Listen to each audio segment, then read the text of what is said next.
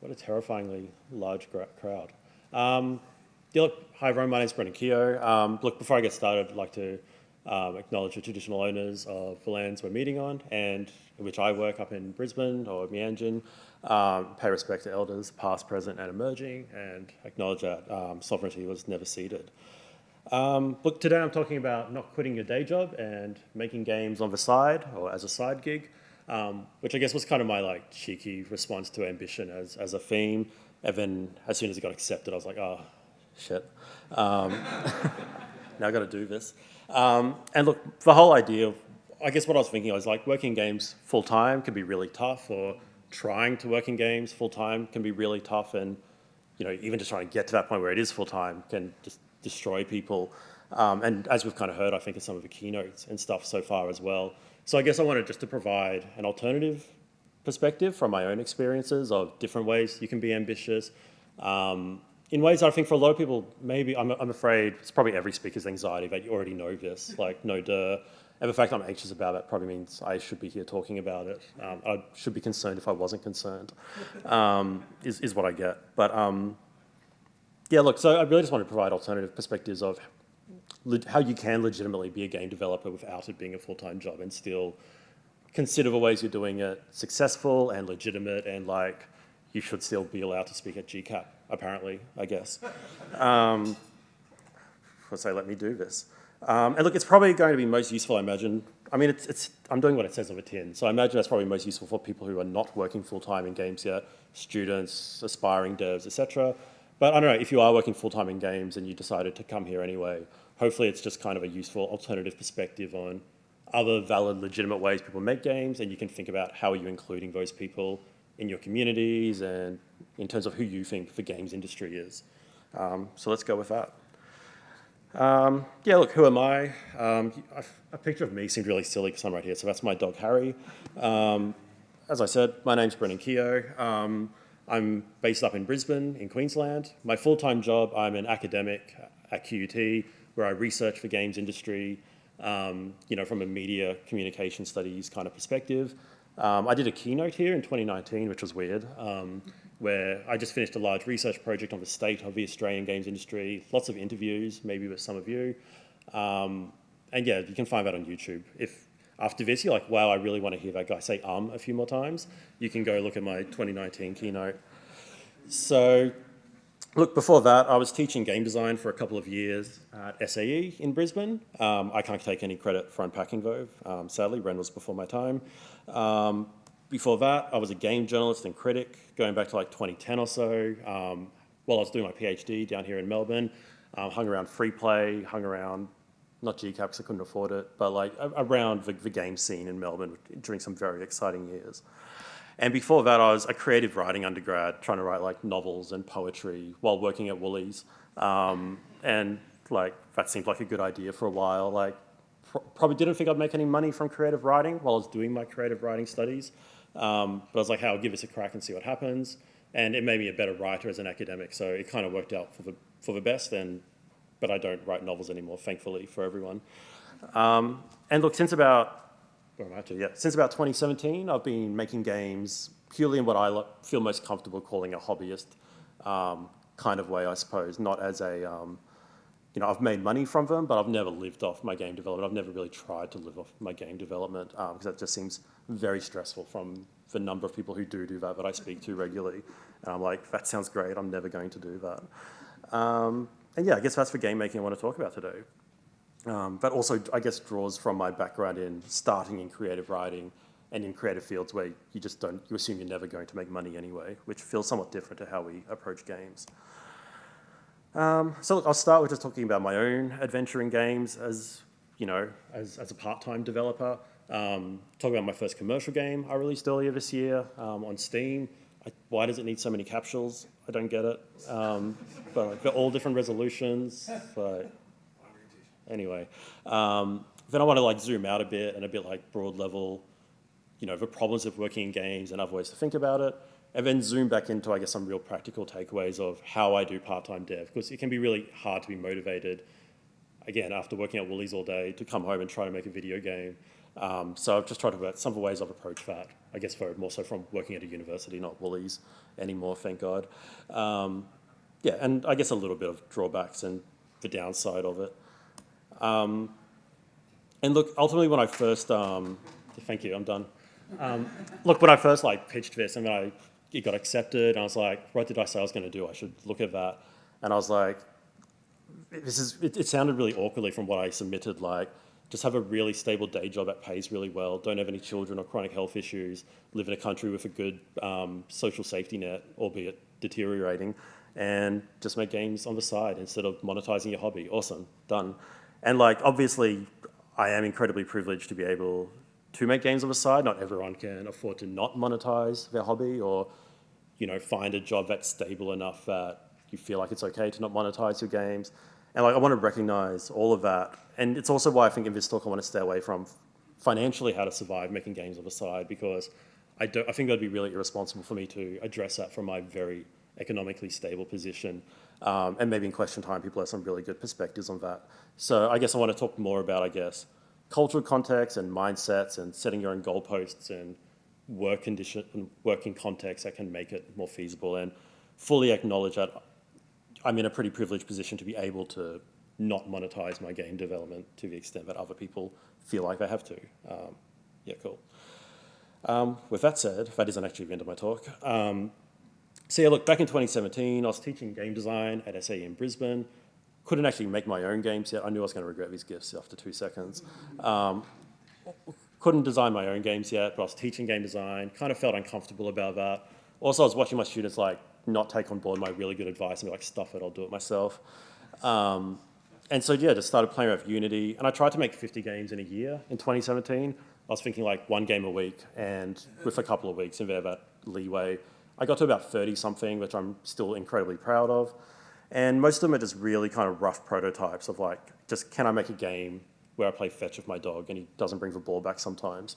And that was fun. Or a game about wishing you owned Mario Kart and going home and playing Mario Kart in Microsoft Paint in the 90s because you don't own a Super Nintendo. Or I just cloned. I don't know, there was an old game on the Tandy 1000 called Flightmare, and it was a top-down view and a side view of a shooter. Anyway, I just cloned it, but with Game Boy graphics for no reason. And all of these were just here's a loop. I'm just gonna, a gameplay loop. Can I make that? Sweet. Chuck it on itch.io, move on to the next one. Really rough prototypes, no polishing. I'd have to upload summaries on itch, don't press Z or the game will break down. I don't know why. Just don't do that. And these weren't consumer products, so I didn't care. It wasn't a problem. It's not why I was making them. Some got a little bit of attention, on Twitter. Some got a little bit of press. And this probably helps. I already have a following on Twitter thanks to game journalism and whatnot. Indie devs that are able to be tastemakers like JW from Vlambeer follow me, which obviously is also an incredible privilege that helps me do this stuff. And yeah, some of the cool ideas that people liked or which I could continue on. And I just learned a shit ton on every single one. The fetch one was one of the first ones I made, and my dog has a spot on one side, and I learned after making this that when you make a 2D game, most people just flip the sprite over, and I couldn't do that because of that stupid spot, and that's why he carries the ball in his butt for 2 frames, see. Anyway, I was very young in 2017. Look, the following years, stopped doing the game a week thing because that wasn't really sustainable, even though I learned so much. But still wanted to keep making games around full-time work. So I got really into Pico 8, which its designer has called a cozy game engine. You just feel like you're kind of playing it rather than using it to make something, which is really, really nice. I'm already off time, so I won't waste time explaining what Pico 8 is. You probably know. But it's really tight technical restraints and just a really nice environment, making tiny little games. And I guess around this time I was realizing, there's the old adage of the first 90% takes 10% of the time, the last 10% takes 90% of the time. I'd gotten really good at spending 10% of the time doing the first 90% and then just giving up and throwing it on itch.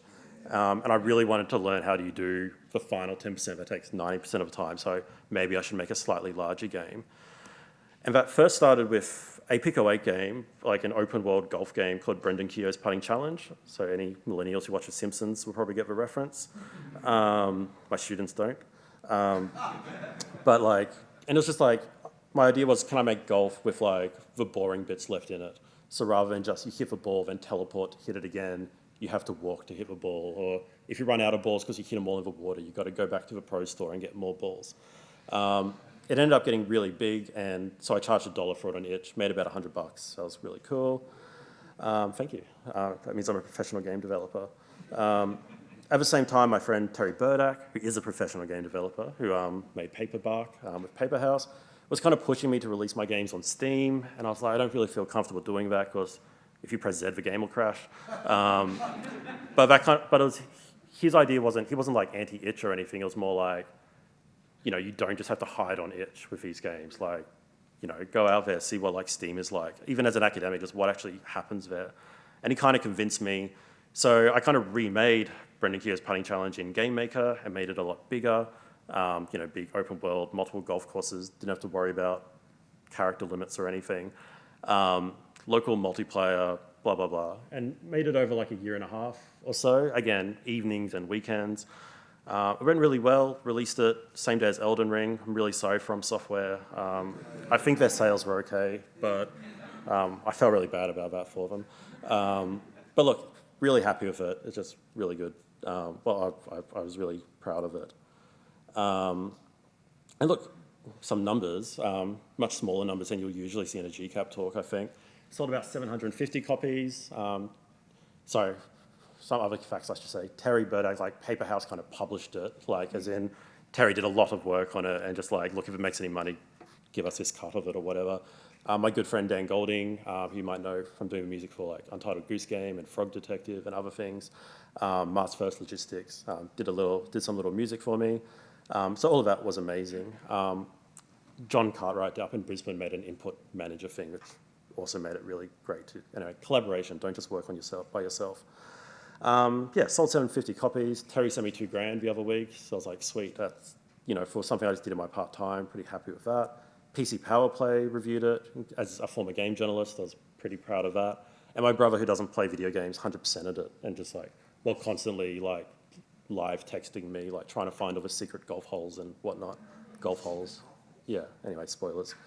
And I learned a lot. Like I had to do saving and loading for the first time, where I had to think about how am I actually onboarding players and ham-fisted in a tutorial at the last minute. And again, had to look at the Steam backend for the first time, which was amazing to me as an academic who researches the game industry. So I'm going way too slow. It's all right, I'm an academic. I heard Ben sigh. And look, so like $2,000, very happy with that. For like, again, a game I made on the side of a full-time job that's also paying me to live and paying my rent, or my mortgage as of recently. But like still, it's not amazing. If you've divided that by the number of hours I spent on that game, it's probably, almost definitely below minimum wage. And the fact is, like, it's hard to make money from games. This probably isn't a room I need to tell that to, but like, I don't know, it's still like very hard to remember that. And as I was going to get this graph, I realized like 2021 was apparently the first year in which more than 10,000 games released on Steam in 1 year, which is about 1.2 games every hour, if my maths is correct. And like most of those games are going to get no press. I remember when I put out Putting Challenge, going to the new releases tab in Steam and just watching it like plummet as I refreshed the tab, as like game after game just got released in the minutes and hours afterwards. Like, it's the only time I'll be on the Steam front page, but it was fun for 5 minutes or so. But like, it's hard, but you've heard this stuff. You've heard about the indie apocalypse. You've heard about there's too many students. It's too easy to get on Steam, et cetera, et cetera. And like essentially all these tools and softwares and platforms that make it so easy for us to follow our dreams, also make our dreams really hard to obtain because they make it really easy for everyone else to follow their dreams as well. And essentially these like platforms are set up to succeed from us following our dreams, not from us achieving our dreams. Like, Steam doesn't care how much money I make. They'll take 30% of it either way. So like, as long as we're all trying to achieve our dreams, Steam's pretty happy about that. But they also don't need to pay any of us to offset that risk either. So anyway, sorry, I'll try to keep the Marxism down. But like, the thing is, like, this isn't special about games. Like, this is just kind of being an art form. There'll always be more musicians and paid musicians. There'll always be more poets and paid poets. There'll always be more actors and paid actors.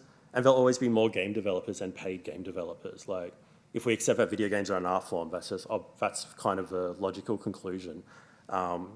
And like, I remember one of the game developers I interviewed back in 2018, who was a hobbyist at the time and is now rich, ironically, but was like, any creative practice, making money is the thing you aspire to, not the place you start. And it was always not surprising, but interesting to me watching students or entry-level devs be like, I'm going to start a company, right, now we've got a salary, let's make games. And it's like, that's so back to front from how any other creative practice works. But it still seems like the right way to do games. And I guess without going on a massive rant for too long about it, is like we've kind of always framed games, or games have been poorly understood as an art form, like in the cliche, mum and dad don't get it kind of way, or what I'm doing with my life. But also just the way we sell ourselves as an industry, we often go to like how much money we make as like the shorthand for cultural significance, that we make more money than film and we make more money than music. Or like we tie ourselves to the STEM area because we also do stuff with code that looks like the Matrix. And like STEM makes a bunch of money, so it kind of makes us look credible as well to like neoliberal policymakers. Also, I just hate this fact because like it normally includes like PlayStation console sales, but not like CD player sales. Like, sorry to break all your dreams, but it's a super shady stat that lobby groups love to put out. I always only get silence when I say that to developers. Anyway. But like, if you think of games as a cultural field, then like the fact that most people don't get paid isn't surprising. If you think of it just as an industry where people work, then a lot of people not getting paid to do it is shocking and bad. So there's an interesting kind of epistemological crisis about what even is the context we make games in. These two slides are a different color because I ripped them out of my 2019 talk, which again is on YouTube if you want it. And these are just things game developers said to me.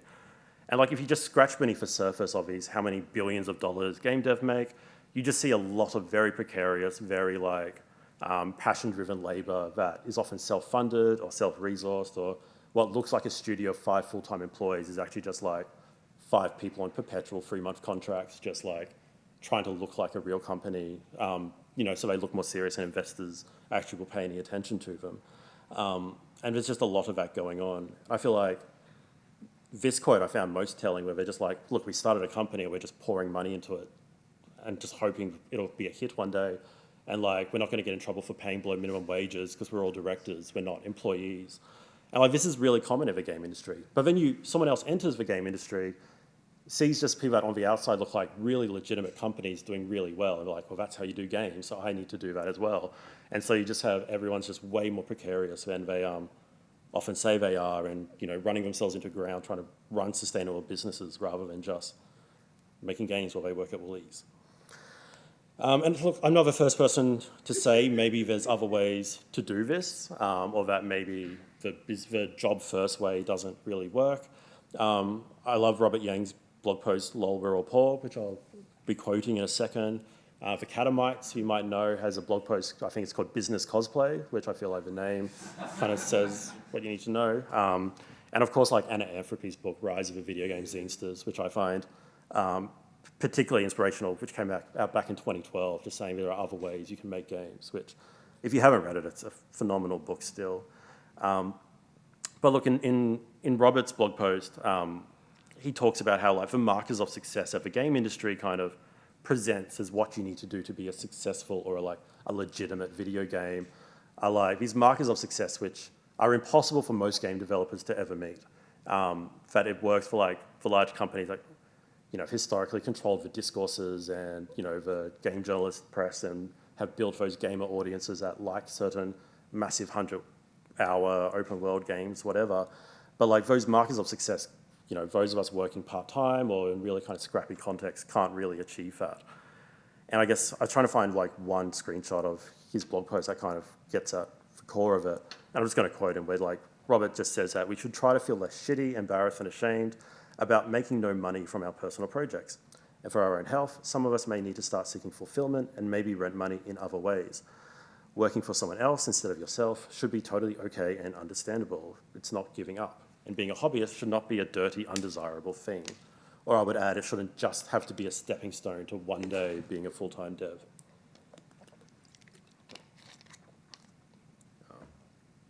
And yeah, the stuff I said before about games being art, I stole from Robert there. And look, and a really important caveat at this point, especially if like Maze or Tim from Game Workers Australia are in the room, is that like the way that like passion and creative fulfillment of that has long been used by the game industry, especially by employers to like keep wages down, keep conditions crap, all sorts of things. Like you're not getting paid overtime, like, hey, sorry, you need to stay all night working on this thing, pay me overtime. Look, if you really cared about games that much, you should just be grateful to be here, do the unpaid overtime. So there's all sorts of way that passion, creativity, games are an art form, has been used to screw over game developers and keep conditions bad. So join Game Workers Australia. And like that tweet is a very recent example of like, yeah, we're all like running ourselves into the ground because we love games. But at the same time, like, it gets really complicated, and if I had way more time and it was an academic conference, I'd get into it differently. But like, if someone else is making money from your work, you should be making money from your work, right? Your labor should be remunerated fairly. But like, if nobody's making money from your work, then I think it's okay to not make money from your work, or to find other cultural and social values or educational values that it's valuable for. And I think like David Graeber's Bullshit Jobs kind of helped me figure out some of that, as did Ergen Bullett's A Precarious Game, which is an academic book, but it's about how passion and love kind of get exploited by the game industry. I recommend it. So essentially, if there's passion, which is like, I'm really trying to get into the game industry and killing yourself trying to get into the game industry. And then there's like, the game industry is super toxic and bad to work in for certain people, not for everyone, obviously. Maybe I can find a way to make games that like avoids that. And that's kind of a path I tried to take, and that other people take as well. If they don't stop making games, they just don't enter the game industry. I really have no sense where I am time-wise compared to where I thought I would be when I was practicing. See how we go. So if like full-time employment isn't what you're aiming for with like your game development work, like what else could you be aiming for instead? These ones I really just like thought of like, why am I doing it? But like you absolutely might have different answers. But I guess it's like much more manageable, tangible little goals, like just learning something, like how do you make a jump mechanic, or what the hell's a vector? It's like, oh, like my high school trigonometry actually is useful for something. Was an interesting one to learn. I need to go back and tell my maths teachers that. Make something for one person. I've got a game in the meditations bundle thing, which is like a different game each day for a whole year. I don't know if you remember that. And I've got a little bitsy game in there, which I made for my partner, like based on a cringy old poem I wrote her, like when I was a poetry student. I can't believe I just admitted that. But it's in there and you can play it. Or yeah, sell enough copies to buy a nice dinner, or just like collaborate with people you really like. All of these are valid endpoints of themselves, which doesn't have to be the best-selling game on Steam or what have you. Cool. All right, I think that's like the manifesto part, which I have. I'm probably running through this faster than I thought I would, which is great, because something I was going to say at the start, and I'll definitely say at the end, is I'm really keen to hear like alternative. I do have a clock, but I don't have a timer. Thank you. Thanks, Ted. Yeah, like I am really keen on like alternative perspectives or disagreements, or hey, that's great, that worked for you, but I tried that and that sucked. So if people have that in question time, very, very keen to hear. Oh, this is just my one perspective on this. Yeah, look, but that's kind of a manifesto-y part of the talk. I guess now I want to shift into just like practically like what I do to try to make game dev in this way actually work for me. In that, it can be very easy to lose motivation while doing this kind of game work. I think that's probably the main crux. Like, you're at work all day, you come home, you need to make dinner, you need to walk the dog, you need to do whatever it is you do with children. Like, you have a partner you want to talk to, like, lawn needs to be mowed if you live in Brisbane, like twice a week. And like, like being motivated to sit down and do game dev at the end of that is obviously very hard, especially if it feels like work, like, and isn't enjoyable. But yeah, so I guess I just wanted to talk about some practical ways, I don't know, but I've found to try to counter that while I'm doing this stuff. I guess I'm going to talk about those ways, but it seems pointless reading them out because I'm about to break them all down one by one. I think for me, again, my friend Terry Burdick has called this the Brendan Keogh method. It's apparently he started doing as well, so trademarked. But like just making games on a laptop, I find amazing. And again, if you have like a bad back, maybe this is not sustainable for you. But for me, like the worst thing I want to do when I come home from work, sitting at a desk, looking at a desktop computer all day, is go sit in the study at home and sit at a desk and look at a desktop computer at like the opposite end of the house as again, my partner and my dog or whatnot. And just like, it just feels like work, and I just hate that. And when I was trying to do that at a desktop, I just wasn't getting anything done. So now when I'm making games, every evenings or over a weekend, I'm doing it on, I'm not going to touch it and move it because everything will break, but just on my MacBook Air. And whether that's Game Maker or in Unity or Pico 8, I'm now using Godot, which seems really light and doesn't burn my lap when I'm using my MacBook Air, which is great. But yeah, just like making games on a laptop is amazing in terms of it not feeling like work. Just sitting on the couch while my partner's watching Netflix, and I'm still like socializing just as much as I would if I was playing Elden Ring while she was reading a book or whatnot. And it just feels less gross and less antisocial and less like I'm just doing a second job after I come home from the first job. I'll go, again, because I live in Brisbane, I'll go work on the deck or in a park or in a cafe. I still call it work, which I find really interesting, so I don't know what to do about that. And of course, sometimes like the second monitor is very valuable, and especially towards the end of Punting Challenge, I was taking my laptop and plugging it into a monitor so I could do, again, obnoxious Steam backend stuff or testing builds and whatnot. But for most of it, just having a laptop was incredible, and I really, I don't know, just making it not feel like a workspace, I guess, is probably the more zoomed out takeaway there.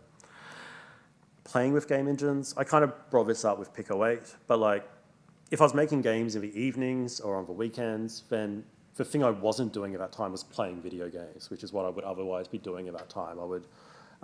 This year was Elden Ring, or it's really all I've played this year. I guess my game came out on the same day, and I'm like, all right, I just need to do something that's not this. And then I blinked until September, and I was still playing Elden Ring. This feels like a really cliche thing to say, sorry. But look, just in that time, I would be playing video games. So kind of mentally, I think of it like I'm playing Unity or I'm playing Pico 8 or whatever. So if I think about that then is instead of trying to think about I'm making this video game from start to finish, I would just be like, I've got 2 hours tonight before I go to bed. Can I like make a jump mechanic, or can I make the transition between scenes working, or can I like make when you click on this person they actually say hello or whatever? Like just trying to think of like an element, a design element I could make in that time rather than I don't know, a certain amount of content or something. Which actually, I've recently been reading Richard Lamarchian's book, Playful Production Process, which is mostly meant for professional devs, but is still an amazing articulation of like game production. And he talks about, can't remember if it's his idea or if he gets it from somewhere else, but he talks about concentric design and like starting kind of in the middle of your game and working out rather than the start of your game and working to the end. And I realized I was kind of informally doing that, like just starting, what's the core loop of this silly little game, playing Fetch of Harry, okay, can I make this character walk, or can I just shoot a ball off with physics or whatever? And then each night I'll sit down and just add another bit out. And it kind of felt like just working through stages of a video game, playing. And again, that made it much more feasible and much more tolerable to do it in these tiny little 2-hour bursts on a weekend or in the evening before I go to bed. The downside of this was when I would hit a bug which I didn't understand, and then I couldn't go to bed till midnight until I find where I didn't put that semicolon. But for the most part, it was really good. And I'll do a shout out to this talk by Joseph White, who made Pico 8, where he talks about his philosophy of Pico 8 as a cozy design space, and like that coziness, I think, I really like that idea. I don't know, I want my game development to be a cozy thing I'm doing, because I'm doing it in my recreational time. Take a drink in case anyone wants a screenshot. Free makes smaller games. Look, hand in hand with the idea that the video game industry often feels like the only legitimate place to make video games is often the idea that the only like legitimate video games are the games the industry makes, which are often very big. They're consumer products. They need to work in certain ways. There's certain things they can't do, like crash when you press Z. But like, if you're not making your video games as a commodity for a consumer, but just as an artistic work for an audience, you can get away with different things, or you can work at different scopes. I don't know, you almost just need to forget everything we've been told our entire lives as gamers about what a good video game is, and which is a real challenging mental shift. And I don't mean don't be ambitious with like your small games, but just like what's actually feasible in the resources and time available if you work a part-time job, or if you work a full-time job, or if you have kids, or what have you. Like figuring out what time you actually have and what's actually feasible to do in that time that you're going to be proud of and motivated to do is a really important point. And just thinking about different scales of I don't know, legitimacy or value in games is really important. And again, going back 10 years, the Twine kind of revolution around Anthropy and Porpentine and all of them was really, to me, really illuminating, seeing you can just make a tiny little, well, literally a 10-second text adventure in the case of Quiz and Love at the End of a Universe. And it's just like one of the most powerful little interactive narrative experiences ever. So like, you don't need to be Ubisoft, it's fine. Another one that I've found really valuable is focusing on quantity over quality, especially in that first year where I was just like making a bunch of little stuff. Like the amount I learned just doing these prototypes was phenomenal in terms of that I could then reopen a project and like copy the code across, or at least understand the logic of how 3D vectors work. And now I know and I can do that. So I've got this whole like toolbox of previous projects where I can be like, oh, in that game I did something similar and I'll bring it across. So just making a lot of stuff is like incredibly useful, especially if you're just starting out. And also like, as much as we don't like to really admit it, like having a successful game, like commercially successful is like overwhelmingly luck. Like you can do all sorts of things with your marketing, with QA, with being really serious business-like, and all of that's gonna increase your chances, but there's still, or like increase the number of dice you get to roll, but you're still just rolling the dice at the end of the day. Like, you know, the most amazing games that don't get any attention at all, which sucks. And then like you see, I don't know, I feel like I see good friends who like they'll spend a decade on like this really important game to them. They've never released a game before, they're spending 10 years on one game, then they release it, and just like me, they watch it just plummet off the new releases, and that's it. And like, I would rather spend 2 months or 1 year on a game before that happens. Or you look at groups like Sock Pop, or here in Melbourne, Ian McLarty, people who are very prolific, and it gives them more opportunities to roll the dice and to see like, hey, maybe that was a good idea. Maybe I can develop that further. And for me, that was my Pick 08 version of Brendan Keogh's putting challenge, where I was like, hey, people actually really liked that. Maybe there's something here I can develop further. So not just like spending 10 years to roll the dice once, like just roll the dice as many times as you can and move on. And I guess the other caveat I would put to that one is like, for me, there was that point where just prototyping, chucking it on itch, stopped being ambitious or stopped teaching me anything. And that's when I was like, right, I'm going to do that Steam game now. Which again, I didn't realize myself. It took a professional developer friend to kind of point that out to me. But yeah, like quantity over quality, but then like to a point, like you still need to push yourself. You still need to be ambitious, as I'm legally mandated to say as well. And I guess like really important as well is to differentiate game making from your day job in terms of like, I don't know, just be embodied, whatever it is you're doing. I recently tried starting a new game, like also a large game, you know, like Parting Challenge, like large for me. And it was going to be much more narrative driven. It would have needed a lot more like assets and content. And I realized like I needed to write the story first, essentially. And, you know, my day job's academia. I'm writing and reading all day. Then I came home and I opened Word, and I'm like, there's absolutely no way I can sit here in front of a TV and like do writing. I've been writing for 7 hours. So when I was in a game engine, just making a jump mechanic, that felt far enough removed from my day job, but it was kind of still, I could be motivated to do that. But I couldn't just sit there and write. So I'm still really excited about that game idea, but I need to reassess if that's actually a feasible project when I'm reading and writing all day before I sit down and try to do that. And I guess like if you're thinking about doing side dev while you're doing full-time dev at a larger studio, I guess, that's probably like is a very different discipline you can explore in your hobbyist work. Like if you're a programmer by day, I don't know, design or art by night, or vice versa. But just like using the same part of your mind, for me at least, it just feels like I'm still working, and I don't want that. I've got 5 minutes or so. And finally, in terms of these, it's just like having a community is super, super important. It doesn't matter if it's physical, online, whatever. I'm part of the Squiggly River Game Collective up in Brisbane. It's a very explicitly hobbyist group. There's industry meetups and networks in Brisbane as well, which are amazing. And we're very much just like, show us your weird grey box in Unity. And like, that might never be a product, but like, we're still very excited about it. And we run a monthly meetup. If you're from Brisbane, please join us.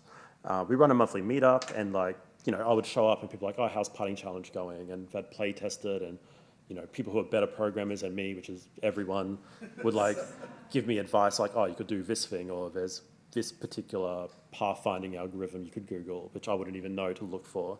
And it just kind of kept me, it gave me just enough pressure to be like, shit, Squiggly River's on again this weekend. I should probably do something so I'm not just showing the same prototype I had last month. And I imagine if you have a job in a game studio, just not letting your colleagues down is kind of provides a similar impetus.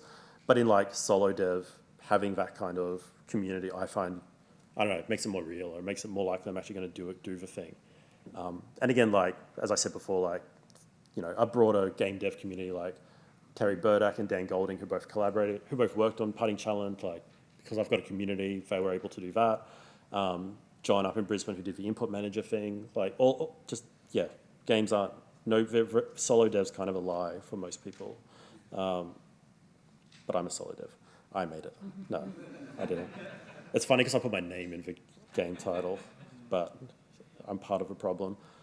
Yeah, and also if you don't have a local community, if you're from like some regional town or something, like just make one. Like when we started Squiggly River, people just started showing up because of course there's other hobbyists around. Like, I don't know, you're not going to see as many hobbyists at GCAP where a ticket's $500 or whatever, unless you submit a talk, which was my plan.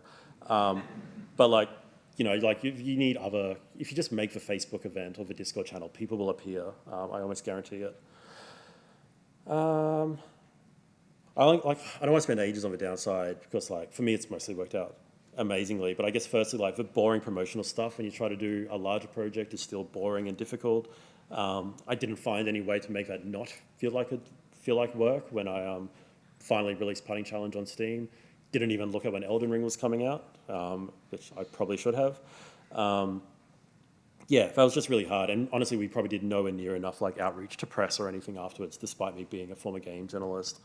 I was just kind of tired at the end and just moved on. And look, it still did really well, but yeah, I don't have a solution there to if you're trying to make that slightly larger commercial game, how do you make that, yeah, not tedious? I don't know. Find someone who likes doing it, I guess. Which, to be fair, Terry was for me in large part and who did a lot of work. And it's on sale now as part of a Melbourne International Games Week Steam Fest, so thank you, Terry. Look, some genres and scales just aren't feasible, which is what I'm having to come to terms with for the game idea I had, which I was really excited about. It's just too big, too much content, too much narrative. I'm just not going to make it. I just need to accept that and move on to another idea, which is sad, but so be it. And really, I guess the crux of this entire talk is that momentum is key and very easy to lose when there's not an employer or colleagues or a public kind of pushing you to do it. It's very easy just to come home and not do any game dev. And also totally okay to just not do any game dev for a day or a week or a month and then come back to it like it's a hobby, like stuff everyone else. That's totally fine. But, you know, but then it's like, how did this code work again? Or even just, for me, it wasn't even my terrible code, but just for like the logic map of like what's connecting to where and whatnot was just really hard to keep track of if I just stopped working for a week or a month. I just called it work again. So again, this is clearly complicated. Yeah, so that stuff's hard. And I don't know, being paid would be nice, I guess, always. I mean, I am paid. What am I talking about? It's good. Yeah, summary slide, stuff I've already said before. I guess ultimately, look, if video games are art, then that's really my takeaway. There's always going to be more people making video games than are getting paid to, and that's fine. And I think there are healthier pathways, even if you are aspiring to become game dev full time. Like, you're not just starting a tech company. You're starting an indie band, and like your friends who are starting an indie band don't just register an ABN, all get salaries, and then go, right, what songs are we going to record? They're recording songs already because they fit in their garage because that's kind of a fun thing to do as friends. And somewhere along the line, it just accidentally becomes serious, and we should probably think about how the money side works. So like, you can be serious, you can not exploit people's labor and make sure everyone gets paid with whatever money comes in, but also just like be a bit more, I think, like, I don't know, pragmatic about not killing yourself to try to get a job in the industry because there's other ways to do it. Yeah, I guess I'll just shut up now, but yeah, thanks.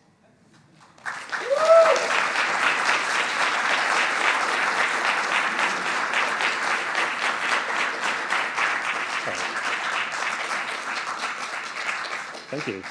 And yeah, you have my full permission to have a comment, not a question. But yeah, there's a mic there if anyone has questions or comments, etc. Nice. Here we go. Yeah, sucked in. I thought I'd ask the first question to help you, Brendan, but also just because I wanted to. And I wanted to dial the Marx way up because I wanted to start my question with a quote from Marx.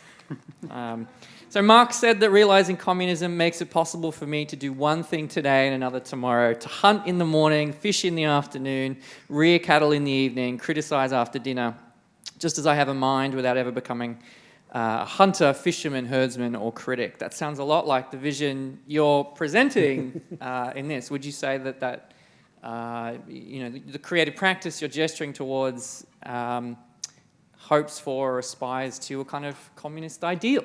Right. Yeah, I mean, essentially, yes. Which actually reminds me, the note I had on my, just have all the privileges I have slide, which I forgot to actually say out loud, is the obvious, the clear solution here is just a universal basic income.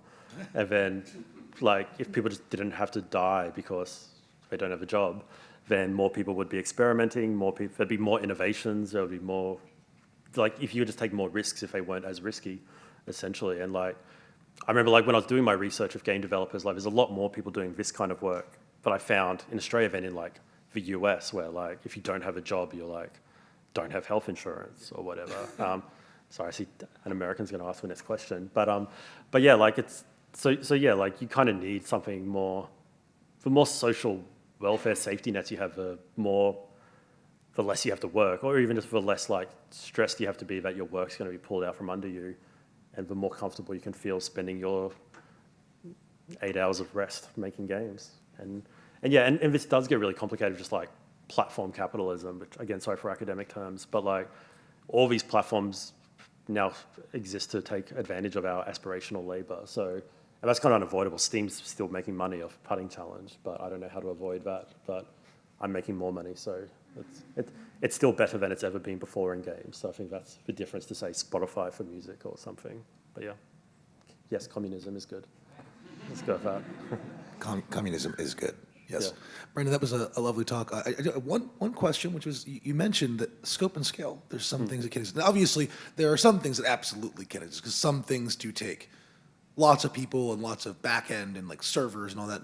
But some of the best experiences I've had in my life, and some of these things are things that were never published anywhere because they were just for us, have been, it started with me working on a thing, and then a friend joined in, and something with 10 people that were in their spare time just contributing little bits of code. I can think of, for example, a little game called Mario is a great example of a game like this, where no one is getting paid for that.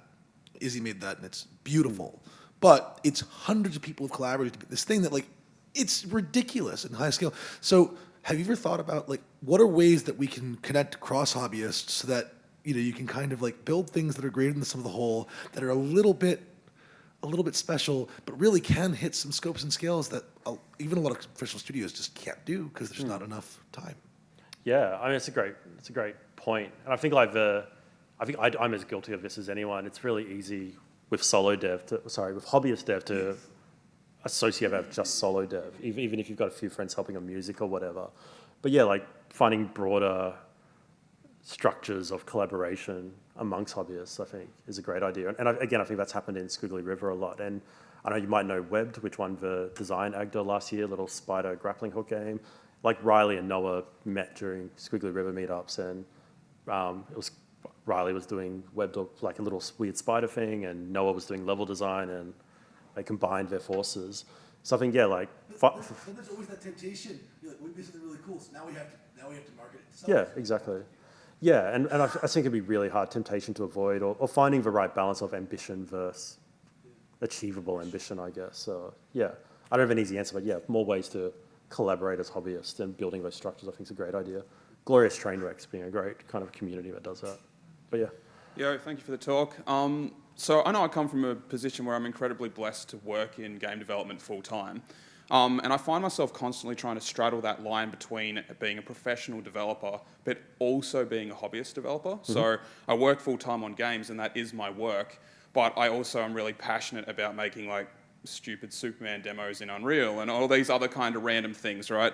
But I struggle with the fact that, and I guess you could have the same thing because you're technically working in games, even though that's academically. Even though it's a hobbyist thing that you're doing outside of work hours, you're technically crunching. You're working those hours beyond which, even if you're doing something that isn't specifically, say, writing for you, and you're doing something that's learning how to jump, you're still pulling from that pool of like your own personal resources or your artistic soul or whatever you want to call it. And how do you balance that? So for me, I am a hobbyist because I get to flex my creative muscles, and that gives me great personal joy, but it burns me out. But then if I only work in games purely for money, I begin to resent it, which is not why I became an artist in the first place. So do you have any like kind of ideas about your thoughts on balancing that? Totally. It's the fundamental irresolvable tension of being creative under capitalism is like, it's almost not resolvable, where if you do refuse to do it for free, only do it for money, in some ways you've kind of normalized it as a commodity for capitalism. But if you don't do that, then you're just being exploited for your passion or whatnot. I mean, so it's kind of like, it's never perfect, and I don't know, there's no ethical game development under capitalism or something. It's got really Marxist, I'm sorry.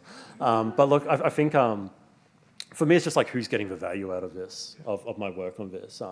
If I was like really trying to get a full-time job as a game dev in a game company and expected to do all these hours of unpaid overtime, again, obviously not saying this is everywhere, but if I was trying to do this to get into some startup or something, I would feel really exploited and uncomfortable about that. But if I'm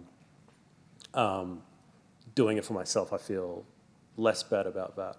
But also it gets even more complicated, and I may be preempting the next question from someone in a union shirt, but like how much am I undervaluing other people's labor by doing free labor? Like, and this is where like fan labor becomes part of it. If Unity runs a competition where everyone submits a game design document and we'll turn one of those in a game and they don't have to pay anyone to make those game design documents, like, are you preventing someone else from having paid work by doing your own hobbyist work? Or like, if I release a $5 game on Steam, does that mean all these people who try to live off their game dev now have to release their game for cheaper to compete with me? And I don't have an answer to that one either, but I guess that's another argument against hobbyist dev. So, but yeah, it's complicated, I guess, yeah. There are a whole pile of questions that I would like to ask, but the one I'm going to settle on is your discussion of like doing hobbyist work and sort of interacts with like hustle culture a lot in a lot of ways. Like, do you have any thoughts on like how, especially like tech has inherited this like hustle culture where every second of the day you have to be doing something to further your money making? Yeah, totally. I mean, there's a lot of, again, this will be the academic stuff, but there's a lot of stuff about how like all of us are increasingly forced to be entrepreneurs, or that the entrepreneur has kind of become the like default identity of like neoliberalism. We all have to look out for ourselves. Like, I think like indie game dev is a huge one, like post GFC in Australia, where like, well, there are no jobs, so I'll have to make my own job. It's like, it's almost this forced entrepreneurship where like precarity gets reframed as adventure and excitement. And hustle culture is a big part of that, where there's a lot of good tweet takes about like, you shouldn't have to commodify your hobby. But then at the same time, like the hobby was actually created by capitalism when we actually had a work and rest divide with industrialization. The hobby was essentially emerged as a way to keep people feeling like productive during their leisure time. So again, don't have an answer there. But like, yeah, it's very closely tied to it. And again, for me, I still try to personally navigate that is like, who am I generating this value for? And like academia is exactly the same with the hustle culture.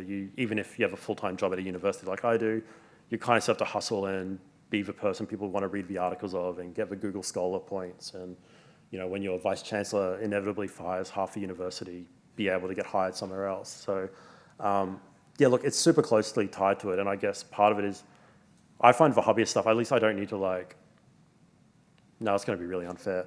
I don't know, there's a particular pressure to use social media in a certain way if you're an indie developer and your social networks and your professional networks get really blurred.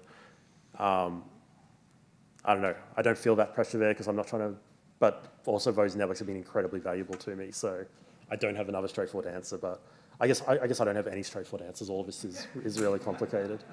Yeah, sorry. That was a really good talk Thank you. and good range of perspectives. I'd be really curious to hear your thoughts on what I'm about to discuss. Just full disclosure before I ask the question. I'm someone that came up doing game mods, then did a couple of small hobby games, then worked professionally in industry, and now I currently teach. So I've kind of been Great. full circle, and now I've gone back to, while I'm teaching, finishing off one of my most ambitious mods ever, just to go full circle Great. and complicate things. But I'm curious what your thoughts are on modding teams and how they fit in to this and what your perspective on it is. Yeah, great. Yeah, look, I've never done modding myself, but I mean, I find modding really fascinating, especially the way I think about it, I guess historically, so I was like a decade or two there, especially like the 90s and the early 2000s, where the game industry kind of really tightly bottlenecked post like Atari ET crash, rise of Nintendo, where it's like for consumer trust, like we're going to be really strict on who's allowed to release their games on our consoles and whatnot with SDKs and whatnot. And then to make like what looked like a legitimate game, which was a big flashy 3D game, it was really hard for hobbyists to access those tools and resources.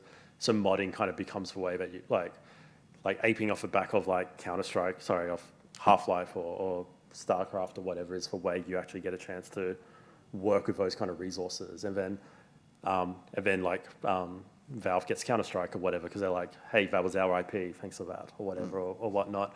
I guess today, like I kind of see like this interesting evolution of modding to indie, but of course modding also still exists now as well. What answer am I trying to give? I should have thought about this before I started talking, but it's normally a good idea. I mean, I think it still fits in it, I guess.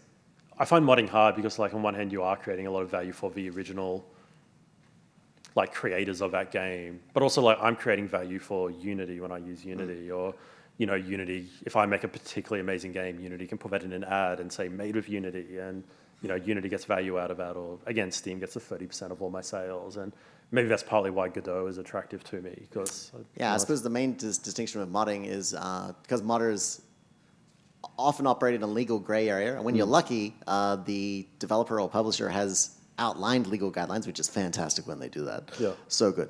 However, they hardly ever do that.